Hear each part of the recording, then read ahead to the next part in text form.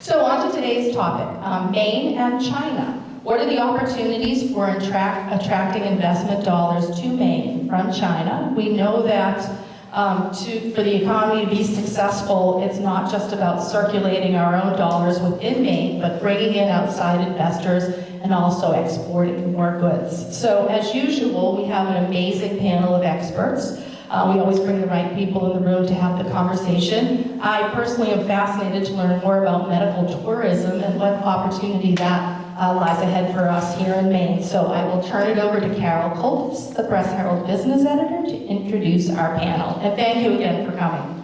Thank you, Lisa. Can everyone hear me? We're just doing a little sound check here. Yes? Okay, good.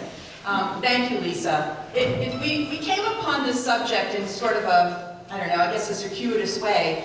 Last summer, Bill Baker, the economic development guy in Westbrook, had convened a group of about 8 business CEOs with a broker from Hong Kong. And the whole topic was developing business relationships in China. What are the opportunities? What are the pitfalls? And it was a really interesting conversation with some of Maine's most progressive companies. So that got me thinking. And then last fall, Janine headed up a trade mission to Asia, and China and Japan were part of that. That sort of dovetailed with the growth of our exports to China. It's now our biggest market. Well, in 2014 it was our biggest market for lobsters. I don't know if that held last year as well.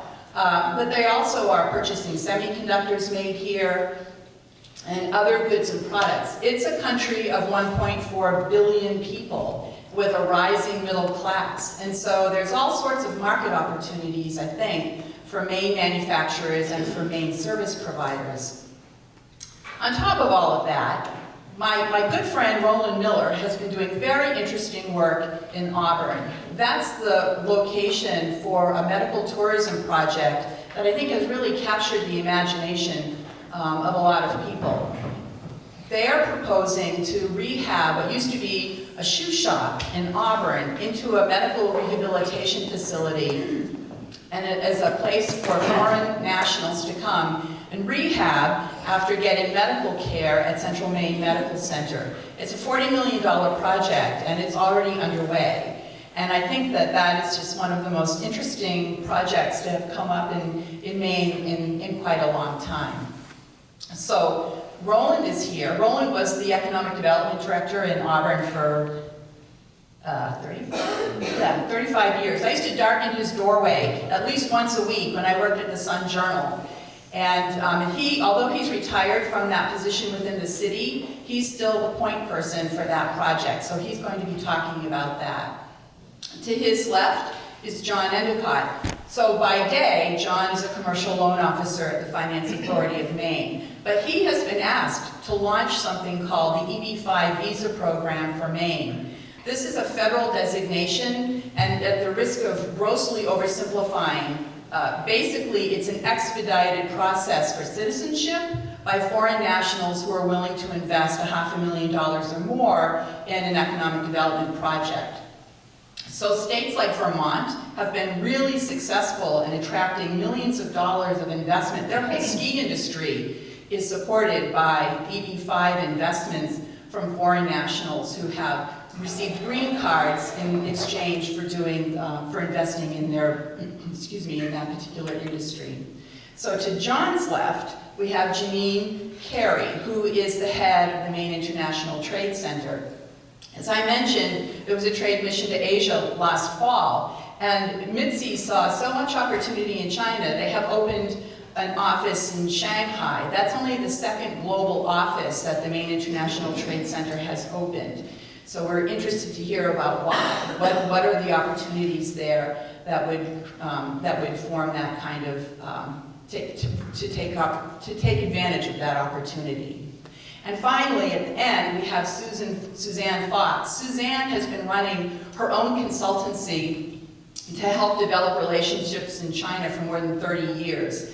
I ran into her when I was the editor of Maine Biz, and she was doing so much work helping to develop business relationships between between Maine entrepreneurs in China that she rose to our recognition, where we would always recognize people who are really doing remarkable things for Maine's economy. Since then, she has been really refining her interest around education and helping to develop relationships with educational institutions. So there are a lot of private academies who have been recruiting in China for students, and now that has expanded to public schools and colleges and universities.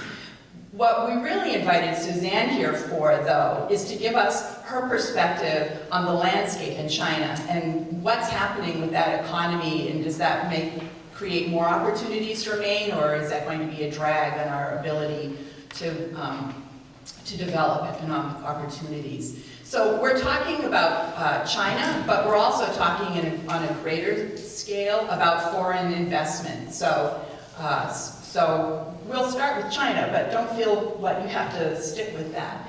And our format at these business breakfast forums is to have a conversation. I encourage the panelists to speak and comment on each other's observations. And if you have a question, just raise your hand. We have a mic. We have people who will deliver the mic to you. And so just go ahead and ask your question as it occurs. There will be a formal Q&A at the end, but I think having an engaged conversation is the way to really make this most interesting. So the introductions have been made. So Roland, let me start with you, because I think that, so if people said medical tourism, the only thing I could think of was when lots of people would get on buses and go to Canada to buy cheaper drugs, right? That's the only example of medical tourism that comes to my mind with the Maine connection. But tell us what you're doing in Auburn. All right. Thank you, Carol, and thank you all for being here. This project, really, I'm gonna try to capsulize this all in about 5 minutes, and I've been working with the other speakers on the panel, except I just met Suzanne this morning. You know, we've been interfacing on a lot of interesting things about pursuing additional development projects that would have Chinese capital at their base. In Auburn, in our economic development program, we've really tried to find access to the capital markets in China for about 30 years.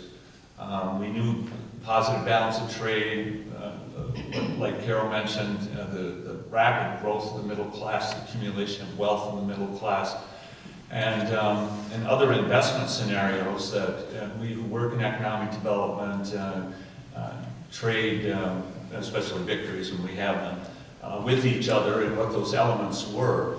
And I've had a chance to talk to colleagues who had projects done that had at their base Chinese capital and Chinese investment, and just trying to find a way to get into those capital markets. It was exceedingly frustrating and difficult. So I'll characterize how this Auburn project came about. That's the first question everyone asks: how did this happen in Auburn, Maine? An investment company centered in Beijing that has investments around the world, including in Germany and other countries. They were having a discussion with a group of people around a table at dinner time. One of those individuals happened to be the owner and manager of a large construction company that has done billion-dollar projects for this investment group. And they were talking about medical tourism. Of the people sitting at that table, 4 of the principals of the companies or investment groups that were represented were already seeking individualized health care for themselves and their family outside of China. The reason for that is that China has a full access healthcare system. But as Carol mentioned, 1,400,000,000 people. The investment priorities within China have been extraordinary to track in what the government has decided are its priorities for investment. And as we look at that, and others will comment on this, I'm sure, it's clear that the investment priorities have been in a multitude of areas, and there's been significant investments made in the full access healthcare network, but it's overwhelmed. And people with the economic ability to move around have said, okay, I want to know my doctor. I want to have personalized health care. And I want to have personalized health care for my children and my family. And I can seek that in other places. This industry has been growing and expanding rapidly. South Korea, Indonesia, and other places around, including the Ukraine and Russia, and other places, yes.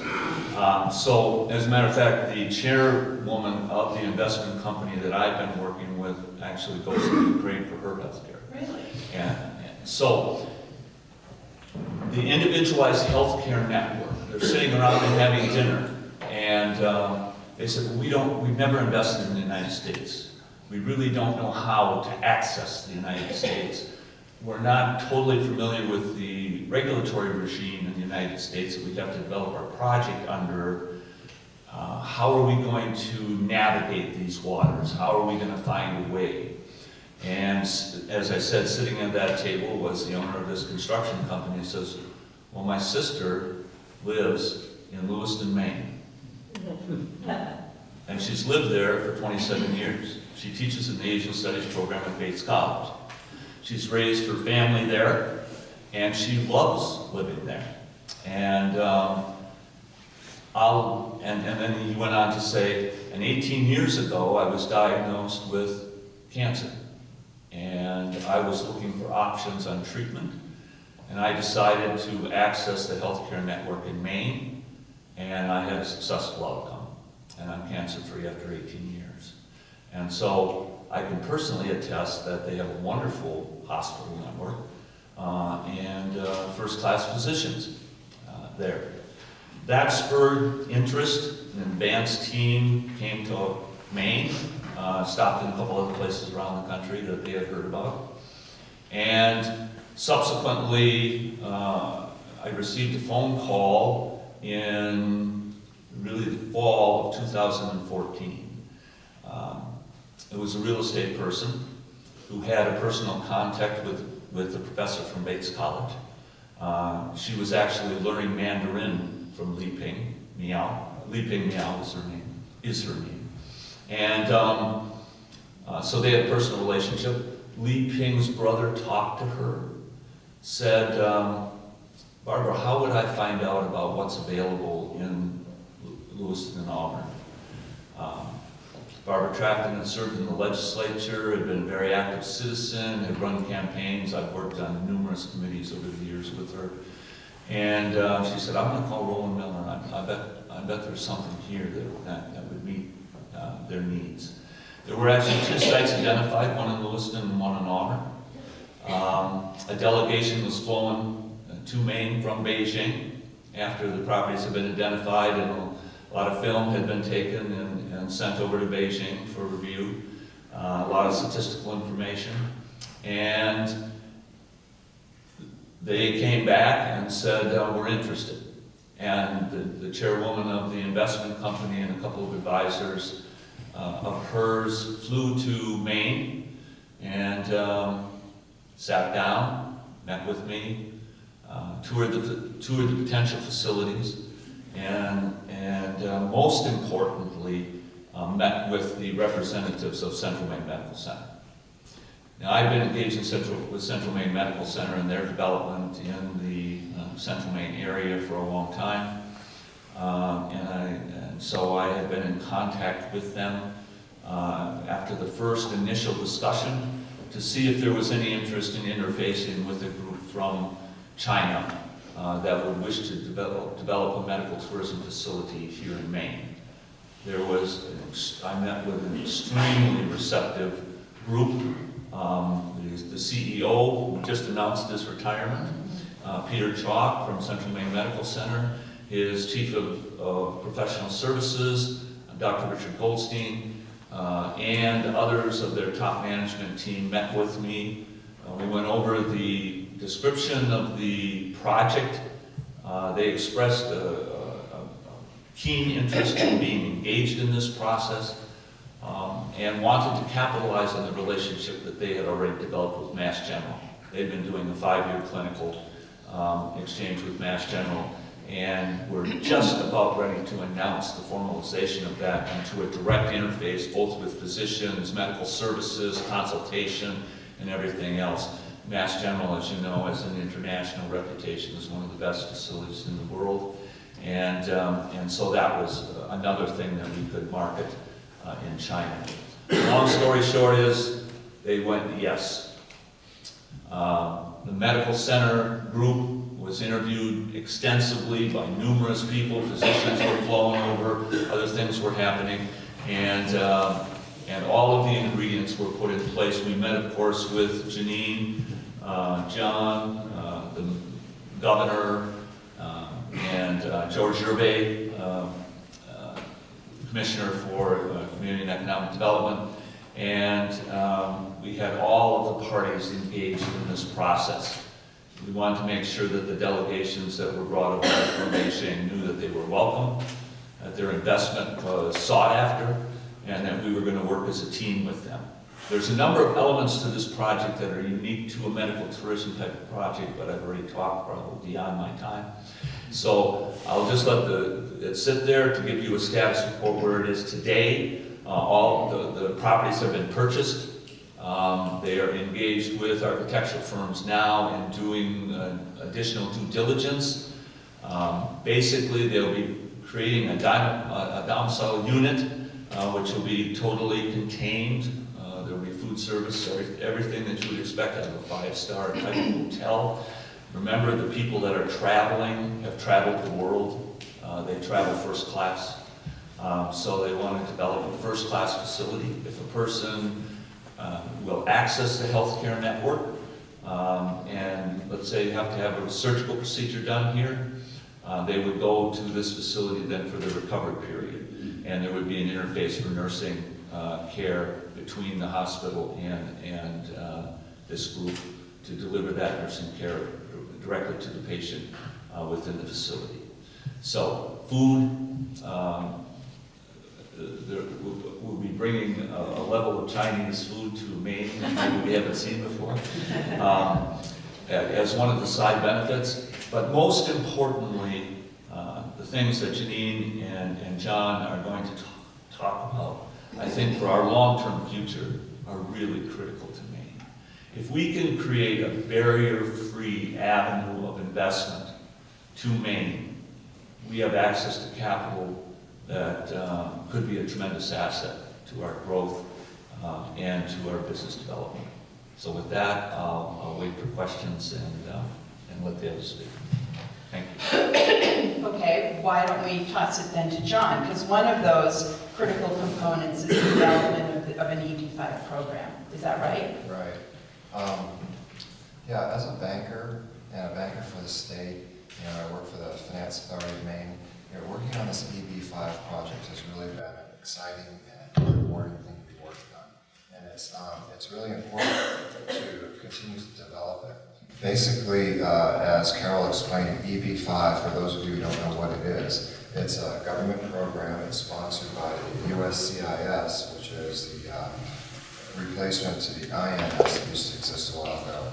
And it's a program that's administered jointly with the Department of Homeland Security and USCIS. And those folks aren't primarily concerned with capital. They're not really investment bankers, but they did set up this interesting program which would facilitate foreign direct investment in projects in the United States that create jobs. So that's the main intent of the program.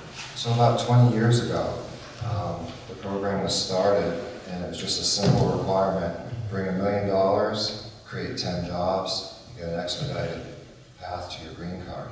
And the expedited path to the green card, it still takes years. It might take 2.5, 3 years for that. But compare that with waiting for 10 years and getting it back the line, for that process. So what they decided to do is find those so-called wealthy immigrants who want to make an investment here and become citizens, and seek those people out and put them in some preferential treatment. So the requirement started as $1 million requirement to create 10 jobs, But after a few years, a new sort of wrinkle in that came out. It's called the Regional Center Pilot Program. And since the government is really not an investment bank, they decided to set up these so-called regional centers. And the regional center would act as a facilitator to bring investors and projects together, but also the requirements and the risk for foreign investors was changed so that they didn't have to bring in $1 million, they could just bring in $500,000. And then instead of creating 10 jobs, the definition of jobs liberalized as well. So you have to create direct jobs, indirect jobs, induced jobs.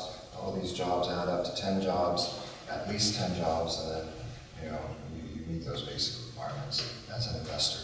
So that's sort of the overview of the program. So what happened, as we all remember, 2008 and the Great Recession. So when you think about project finance, development projects, I mean, it used to be where you come up to a regular commercial bank and show up with your project idea, and you get 90% of it financed. I mean, those were the days, just like when a warm body would show up and get a mortgage, back in those days. But then after the recession, things changed. They changed a lot. They changed a lot for the development industry as well. And what happened was projects weren't getting financed anymore. And the most that would be advanced on a new project that was shovel ready, maybe 50% of the value of that project. So where is the rest of the money going to come from? I mean, oftentimes you could have some equity in the project in the land, perhaps. Maybe that was 10% of the deal, maybe 15, 20. But there's still a yawning gap there. 25 to 30% of the deal wasn't getting financed, so these kinds of projects stayed on the back burner, and there were a lot of things not getting done for a long period of time. So what has happened between 2008 and now, 2016, 8 years later, there's been sort of this recognition that EB5 as a financing tool, it's become more mainstream, if you will. So there's been a sharp spike in EB5 financings. And the main investors who've been participating in EB5 finance have been the Chinese.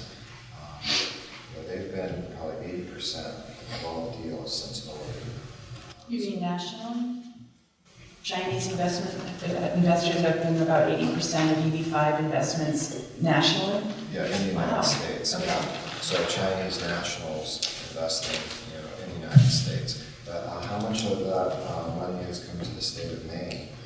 Well, not much. So, we aim to change that.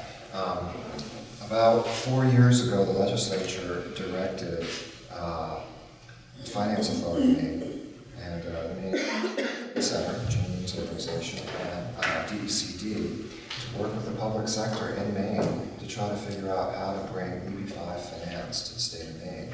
Because for one thing, the state of Vermont, just a few states over, is doing really well. Actually, to date, they've managed to bring $500 million of investment to the state of Vermont using this program. So, whereas we haven't been successful yet doing it. But again, I think that's going to change in a few months. So, what happened a few years ago is that these three government agencies worked with the public sector to try to promote EB5 finance in the state of Maine. And a lot of introductions were made and a lot of attempts were made, but we weren't able to get anything going really in the private sector. So we decided to form a joint venture with Maine International Trade Center, Finance Authority Maine, and DECD to form our own state-sponsored regional center. So to put it in perspective, there are probably 700 regional centers now operated under the USCIS around the country. And interestingly, only about 10% of those are actually active in projects. And within that group, there's only about 5 or 6 states, US states, that have their own state-sponsored program. So the advantage to having a state-sponsored program is that there's an implied trust factor there, especially with the Chinese, because they're dealing with regional centers that are primarily owned by real estate investment companies and developers. Developers will form their own regional center in order funds their own projects, whereas the state of Maine and our economic development agencies, our primary motivation is economic development for our state. So, we're looking to form a pipeline of good projects that can be financed and that create economic development, jobs for our state. And I think we're going to be successful in doing that. So what we've done in the last few months is we've submitted an application to USCIS to form our own regional center sponsored by the state. And I expect that we'll be approved for that probably at the latest in the fall, maybe late summer. And in the meantime, what we're doing is we're seeking out viable projects that we can get behind. And so that when our doors open, we'll be ready to go to market with some of these projects. So that's pretty much the status. Take any questions. Well, let me ask one. How important is the EB-5 visa program to the Auburn medical tourism? Are your investors willing to go forward without it, or is it a critical component? We asked that question right when we were first contacted by the investment group, and it was clear that they were ready to move forward without EB-5. They already knew the status of EB-5 in Maine and in other places in the United States. But they did indicate that they were encouraged and happy that the state of Maine was going, had been attached to LD1 to create, directing the state to create an EB-5 center, and that the state was moving forward and taking action on that because they felt they could also serve as a conduit for other types of investment. But this project was not dependent upon EB-5 from its conception.